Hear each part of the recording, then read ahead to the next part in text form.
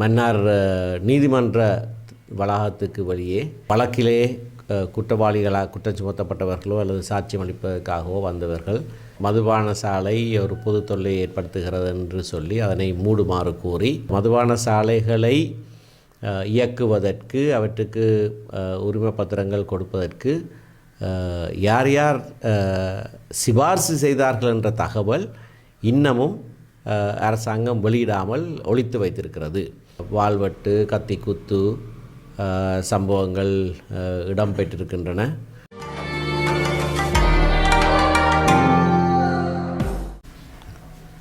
வணக்கம். உடுப்பிட்டியிலே இமயானன் மேற்கு பகுதியிலே அமைந்திருக்கிற மதுபான சாலை பொது தொல்லையை ஏற்படுத்துவதாக பல பொது அமைப்புகள், பாடசாலை அதிகாரிகள் செய்த முறைப்பாட்டை அடுத்து நீதிமன்றத்திலே இந்த மதுபான சாலை ஒரு பொது தொல்லையை ஏற்படுத்துகிறது என்று சொல்லி அதனை மூடுமாறு கூறி மக்களாலே வழக்கு தாக்கல் செய்யப்பட்டிருக்கிறது. அனைவருக்கும் தெரிந்த விடயம். கடந்த வருடம் இது சம்பந்தமான விசாரணை ஆரம்பமானது. காரணம் காட்டுவதற்காக, அதாவது இந்த மதுபான சாலையை தொடர்ந்து ஏன் இயக்க வேண்டும் என்று மன்றுக்கு காரணம் காட்டுகிற விசாரணை ஆரம்பமாகி அதனை நடத்துபவர்கள் இப்பொழுது சாட்சியம் அளித்து கொண்டிருக்கிறார்கள். சென்ற தடவை ஒருவர் சாட்சியம் அளித்தார், இந்த தடவை இன்னொருவர் சாட்சியம் அளித்து கொண்டிருக்கிறார். மேலதிக விசாரணைக்கு ஜனவரி 29ஆம் தேதிக்கு தேதியிடப்பட்டிருக்கிறது. மதுபான சாலைகள் அதிகரித்து வந்த ஒரு சூழ்நிலை நாட்டிலே நிலவுகிறது. மதுபான சாலைகளினாலே, இந்த அதிகரிப்பினாலே இடம்பெறுகிற குற்றச்செயல்கள் சம்பந்தமாகவும் பலர் கரிசனை எழுப்பியிருக்கிறார்கள். நேற்றைய தினம் கூட இங்கே பருத்துறையிலே வாள்வெட்டு, கத்திக்குத்து சம்பவங்கள் இடம்பெற்றிருக்கின்றன. அதனை பலர் நேரடியாக பார்த்தும் உடனடி போலீஸ் நடவடிக்கைகள் எடுக்கப்படாமல் அதற்கு பிறகு கேள்விகள் எழுப்பின பிறகுதான் போலீஸார் நடவடிக்கைகள் ஆரம்பித்துள்ளதாக சொல்லப்படுகிறது. இன்றைய தினம், இன்று காலையிலே மன்னார் நீதிமன்ற வளாகத்துக்கு வெளியே வழக்கிலே குற்றவாளிகளாக குற்றம் சுமத்தப்பட்டவர்களோ அல்லது சாட்சியம் அளிப்பதற்காகவோ வந்தவர்கள் மீது துப்பாக்கி பிரயோகம் செய்யப்பட்டு இருவர் மரணித்ததாகவும் வேறு இருவர் காயப்பட்டுள்ளதாகவும் செய்திகள் வந்திருக்கின்றன. நீதிமன்றத்துக்கு வருகிறவர்களையே நீதிமன்ற வாசலிலே வைத்து சுட்டு கொள்ளுகிற ஒரு பாங்கு நடைமுறையிலே வருகிறது என்று சொன்னால், பொதுமக்கள் எவரும் தாங்கள் காண்கிற விடயங்களை அல்லது சாட்சிகளாக இருக்கிற சம்பவங்களை மன்றிலே வந்து சாட்சியம் கொடுப்பதற்கு கூட பயப்படுவார்கள். சமூகத்திலே ஏற்பட்டிருக்கிற இந்த பிறழ்வுகள் நீக்கப்பட வேண்டும், போதை ஒழிக்கப்பட வேண்டும், வன் செயல்கள் இல்லாதொழிக்கப்பட வேண்டும் என்று நாங்கள் சில வருடங்களாக வேலை திட்டங்களை முன்னெடுத்து வருகிறோம். அதன் அடிப்படையிலே தான் மதுபான சாலைகள் இயங்குகிற இடங்கள் சம்பந்தமாக அவற்றுடைய எண்ணிக்கை அதிகரிப்பது சம்பந்தமாகவும் நாங்கள் கரிசனை செலுத்தி வருகிறோம். பல இடங்களிலே இப்படியான மதுபான சாலைகளை மூடுவதற்கான நடவடிக்கை ஏற்கனவே எடுக்கப்பட்டிருக்கிறது. இந்த விடயம் சம்பந்தமாக வழக்கு ஒன்று நிலுவையில் இருப்பதனாலே அதை குறித்து நான் எதுவும் இப்பொழுது சொல்லவில்லை. ஆனால் பொதுவாக சென்ற வருடத்திலே அளவுக்கு அதிகமாக மதுபான சாலை உரிம பத்திரங்கள் கொடுக்கப்பட்டிருப்பதாக செய்திகள் வந்திருக்கின்றன. அரசாங்கமும் அந்த பட்டியலை வெளிப்படுத்தி இருக்கிறது. ஆனால் இந்த மதுபான சாலைகளை இயக்குவதற்கு அவற்றுக்கு உரிம பத்திரங்கள் கொடுப்பதற்கு யார் யார் சிபார்சு செய்தார்கள் என்ற தகவல் இன்னமும் அரசாங்கம் வெளியிடாமல் ஒளித்து வைத்திருக்கிறது. இந்த அரசாங்கம்தான் எதிர்க்கட்சியிலே இருக்கிற போது அரசியல் லஞ்சமாக பாராளுமன்ற உறுப்பினர்களுக்கு இந்த உரிம பத்திரங்கள் கொடுக்கப்பட்டிருக்கிறது என்ற குற்றச்சாட்டை முன்வைத்தவர்கள். பாராளுமன்ற உறுப்பினராக இருக்கிறவர்களுடைய சிபார்சின் பேரிலே தான் ஒவ்வொரு நிறுவனங்களுக்கு தனியார்களுக்கு இந்த அனுமதி பத்திரங்கள் கொடுக்கப்பட்டிருப்பதாக குற்றஞ்சாட்டினவர்கள். தாங்கள் ஆட்சிக்கு வந்தவுடனே இவற்றையெல்லாம் வெளிப்படுத்துவோம் என்று சொன்னவர்கள். ஆனால் யாருக்கு அந்த உரிமை பத்திரங்கள் கொடுக்கப்பட்டிருக்கிறது என்பதை மட்டும்தான் சொல்லுகிறார்களே தவிர யாருடைய சிபார்சிலே, எந்த பாராளுமன்ற உறுப்பினருடைய சிபார்சிலே இவை வழங்கப்பட்டிருக்கிற என்ற செய்தியை இன்னமும் அரசாங்கம் ஒளித்து வைத்திருக்கிறார்கள். இது அவர்கள் தாங்களாகவே சொன்ன ஊழல் குற்றச்சாட்டுக்கு துணை போகிற ஒரு செயற்பாடாக காண்கிறோம். ஆகையினாலே இன்றைய தினத்திலும் மீளவும் அரசாங்கத்துக்கு நான் சவாலாக முன்வைக்கிறேன். நீங்களாகவே அரசியல் லஞ்சம் என்று சொல்லி செய்த குற்றச்சாட்டின் அடிப்படையிலே எந்தெந்த அரசியல்வாதி, எந்தெந்த பாராளுமன்ற உறுப்பினருடைய சிபார்சுகளினாலே இந்த புதிய மதுபான சாலை அனுமதி பத்திரங்கள் கொடுக்கப்பட்டிருக்கின்றன என்ற உண்மையை நாட்டுக்கு வெளிப்படுத்துங்கள். இல்லை என்றால் நீங்களும் இந்த ஊழலோடு சம்பந்தப்பட்டவர்கள் என்ற முடிவுக்கு நாங்கள் வந்தே ஆக வேண்டும்.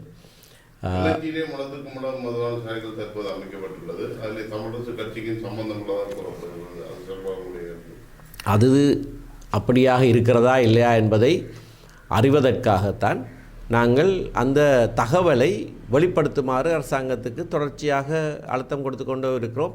ஆனால் அந்த தகவலை அரசாங்கம் கொடுப்பதாக இல்லை. 2 அரசியல்வாதிகள் தாங்களாகவே அந்த வேளையிலே பாராளுமன்ற உறுப்பினர்களாக இருந்தவர்கள் தாங்களாகவே எங்களுடைய சிபார்சின் பேரில் தான் இந்த மதுபான சாலைகளுக்கு அனுமதி கொடுக்கப்பட்டது என்று தாங்களாகவே ஒத்துக்கொண்டதன் காரணமாக இந்த அரசாங்கம் செய்கிற இந்த அவர்கள் எதிர்க்கட்சியில் இருந்தபோது செய்த குற்றச்சாட்டு சரியானது என்பதும் தெரிய வந்திருக்கிறது. யாரோ ஒருவருடைய சிபார்சின் பேரில் தான், அதுவும் பாராளுமன்ற உறுப்பினருடைய சிபார்சின் பேரில் தான் இந்த மதுபான சாலை அனுமதி பத்திரங்கள் கொடுக்கப்பட்டிருப்பது என்பது தெரிய வருகிறது. திரு விக்னேஸ்வரன் அதனை ஒத்துக்கொண்டிருந்தார், திரு சா சிம்மநாதன் அதனை ஒத்துக்கொண்டிருந்தார்.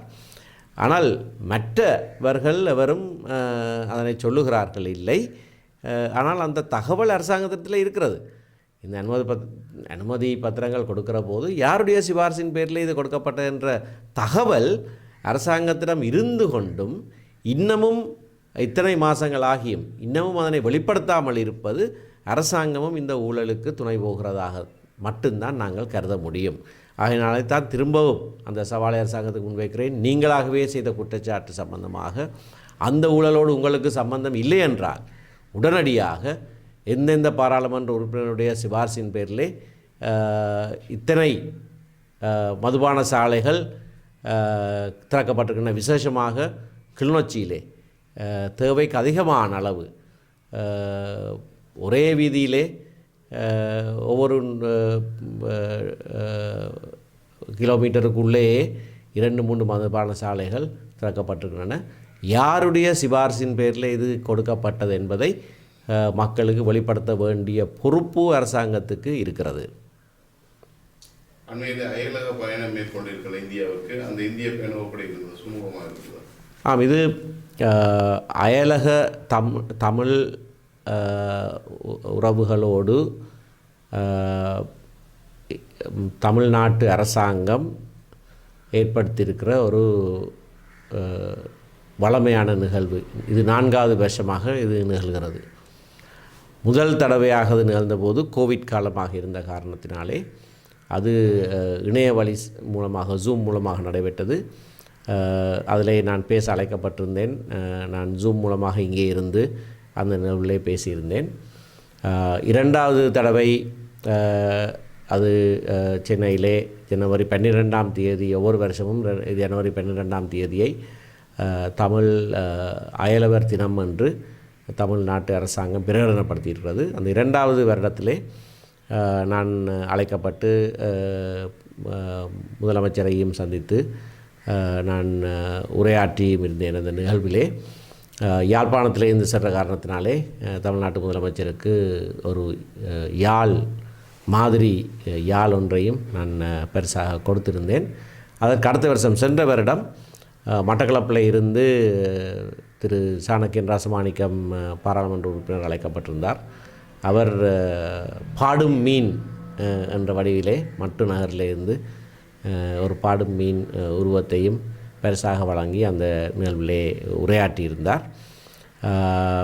இந்த தடவை இலங்கையிலிருந்து 7 பேர் அழைக்கப்பட்டிருக்கிறார்கள். அரசாங்கத்தில் இருந்து அமைச்சர் சந்திரசேகரனும் பிரதி அமைச்சர் பிரதீப்பும், எதிர்க்கட்சியில் இருக்கிற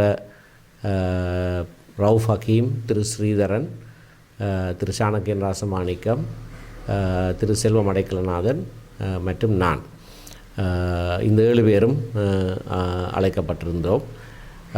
இந்த தடவை நிகழ்விலே முதலமைச்சர் உரையாற்றிய பிறகு அவர் வந்திருக்கிற விருந்தினர்கள் அனைவரையும் நேரடியாகவே சந்தித்து அளவலாவினார். சிறிது நேரம் ஒவ்வொருவரோடும் பேசியிருந்தார். இலங்கை விடயங்கள் சம்பந்தமாக மிக குறுகிய சொற்ப கால இடைவெளியில் தான் தகவல் பரிமாறிக்கொள்ளக்கூடியதாக இருந்தது. ஆனால் இந்த சந்தர்ப்பத்தை உபயோகித்து நானும் திரு சாணக்கியன் ராசமாணிக்கம் அவர்களும் இதற்கு 2 நாட்களுக்கு முன்னதாக திராவிட முன்னேற்றக் கழகத்தினுடைய மத்திய பாராளுமன்ற உறுப்பினர், அவர்களுடைய பாராளுமன்ற குழு தலைவர் மதிப்பார்ந்த கனிமொழி அம்மையாரோடு நீண்ட சந்திப்பை நடத்தியிருந்தோம். 2 வருடங்களுக்கு முன்னரும் நான் அப்படியான ஒரு சந்திப்பை அவரோடு நடத்தியிருந்தேன். மத்திய அரசாங்கத்திலே இலங்கை தமிழர் விவகாரம் சம்பந்தமான கரிசனை குறைகிறது என்கின்ற ஒரு இப்பொழுது எழுந்திருக்கிறது.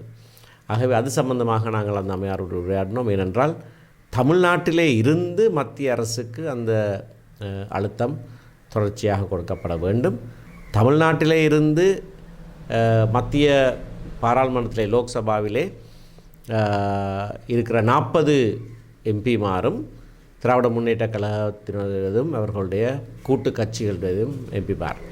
ஆகையினாலே அவர்களுக்கு ஒரு பாரிய பங்கு இருக்கிறது. தமிழ்நாட்டினுடைய உளக்கிடக்கை மத்திய அரசாங்கத்துக்கு எடுத்து சொல்லுகிற ஒரு பாரிய பொறுப்பு தமிழ்நாட்டிலே இருந்து செல்லுகிற பாராளுமன்ற உறுப்பினர்களுக்கு உண்டு. அந்த குழுவினுடைய தலைவராக அவர் அதனை செய்ய வேண்டும் என்ற அவரிடத்தில் நாங்கள் கேட்டுக்கொண்டிருக்கிறோம். அது சம்பந்தமான சில மேற்கொண்டு செய்ய வேண்டிய நடவடிக்கைகள் சம்பந்தமாக எங்களோடு தொடர்ந்து உரையாடுவதாக அவர் சொல்லியிருக்கிறார். தேவை ஏற்பட்டால் டெல்லியிலே மற்ற அரசியல் கட்சிகளோடும் தொடர்பை ஏற்படுத்தி இந்த விவகாரம் தணிந்து விடாதபடி மத்திய அரசாங்கம் தொடர்ச்சியாக இலங்கை தமிழர் விவகாரத்திலே தொடர்ச்சியாக தங்களுடைய அழுத்தத்தை பிரயோகிக்கிற வண்ணமாக தமிழ்நாட்டு பாராளுமன்ற உறுப்பினர்கள் உதவி செய்வார்கள் என்ற வாக்குறுதியை கொடுத்திருக்கிறார். அதற்கான முன்னகர்வுகளை நீங்கள் இங்கே மேற்கொள்வதற்காக உத்தேசித்திருக்கிறீர்கள்? ஆம், அதற்கான முன்னகர்வு குறித்து, அதாவது எந்த தருணத்திலே நாங்கள் அப்படியான சந்திப்புகளை செய்ய வேண்டும். இதற்கு முன்னர் பல தடவைகளை நாங்கள் அப்படி செய்திருக்கிறோம். இப்போ பிரதம மந்திரியை சந்திக்க போகிற வேளைகளிலே டெல்லியிலே மற்ற மாநிலங்களிலிருந்து வருகிற ஒவ்வொரு கட்சி உறுப்பினர்களையும் கூட நாங்கள் சேர்ந்து சந்தித்து இந்த விவகாரங்கள் சம்பந்தமாக அவர்களுக்கு தகவல்களை தொடர்ச்சியாக கொடுத்து வந்திருக்கிறோம். அண்மை காலமாக சில வருடங்களாக அந்த தொடர்பாடல் இல்லாமல் இருக்கிறது. ஆகையினாலே அதனை மீள புதுப்பிக்கிற சில செயற்பாடுகளை நாங்கள் ஆரம்பிப்போம். இறுதியாக இந்த புதிய அரசாங்கம் தமிழருக்கான தீர்வு திட்டத்தை வழங்குவது சம்பந்தமாக உங்களுடைய கருத்து என்ன? இந்த புதிய அரசாங்கம் ஒரு புதிய அரசியலமைப்பை உருவாக்குவோம் என்று மக்களுக்கு வாக்குறுதி கொடுத்திருக்கிறார்கள். ஜனாதிபதி தேர்தலிலே அனுரகுமார திசாநாயக்க அவர்கள் தன்னுடைய தேர்தல் அறிக்கையிலே தெளிவான ஒரு நிலைப்பாட்டை கூட எழுத்திலே கொடுத்திருக்கிறார். ஆனால் தற்போது அவர்கள் இந்த புதிய அரசியலமைப்பு உருவாக்கத்துக்கு இன்னமும் 3 வருடங்கள் தேவை என்கின்றதை போன்ற கருத்துக்களை சொல்ல ஆரம்பித்திருக்கிறார்கள். புதிய அரசியலமைப்பு ஒன்றை உருவாக்குவதற்கு அத்தனை காலம் தேவையில்லை. ஏனென்றால் இது ஏற்கனவே இணங்கப்பட்ட பல விடயங்கள் ஏற்கனவே இருக்கிறது. அத்தோடு ஒரு பலமான அரசாங்கம் மக்கள் ஆணையோடு பதவிக்கு வருகிற போது முதல் வருடத்திலேயே அதனை செய்து முடிக்க வேண்டும். அதை பிற்போடுவதனாலே அது செய்யாமல் விடுவதற்கான ஒரு உத்தியாகத்தான் அதனை நாங்கள் பார்க்கிறோம். ஆகையினாலே இந்த அரசாங்கம் மக்களுக்கு கொடுத்த வாக்குறுதியை உடனடியாக நிறைவேற்ற வேண்டும். புதிய அரசியல் அமைப்பு என்பது விசேடமாக ஜேவிபி முன்னின்று நடத்துகிற அரசாங்கத்திலே கட்டாயமாக அவர்கள் செய்ய வேண்டிய ஒரு விடயம். அவர்களுடைய கட்சி ஆரம்பிக்கப்பட்ட போதே 64 65 ஆண்டுகளிலே இருந்து இப்பொழுது அது 60 வருடங்களாக அவர்கள் நாட்டினுடைய ஆட்சி முறையை மாற்றுவது சம்பந்தமாக, அதை மாற்றுவதற்கு ஆயுதமெடுத்து 2 தடவை போராடிய ஒரு குழுவினர். ஆகையினாலே இப்பொழுது மக்களாணை அவர்களுக்கு கொடுக்கப்பட்டிருக்கிற சூழ்நிலையிலே ஜனநாயக ரீதியிலே அதனை முடிப்பதற்கு அவர்களுக்கு அதிகாரம் உண்டு, மக்கள் ஆணை உண்டு. அதனை துரிதமாக அவர்கள் செய்ய வேண்டும். அதனை பிற்போடுவதனாலே அதை செய்யாமல் விடுவதற்கான ஒரு உத்தியாகத்தான் நாங்கள் காண்கிறோம். ஆகையினாலே அரசாங்கம் இந்த புதிய அரசியல் அமைப்பு என்கின்ற விடயத்தை, அதிலேயே தமிழ் தேசிய பிரச்சினைக்கு என்ன விதமான தீர்வு என்பதை வெளிப்படையாக சொல்லி அதனை முன்னகர்த்த வேண்டும். அப்பொழுது நாங்கள் அது சம்பந்தமாக எங்களுடைய நிலைப்பாட்டை வெளிப்படுத்துவோம்.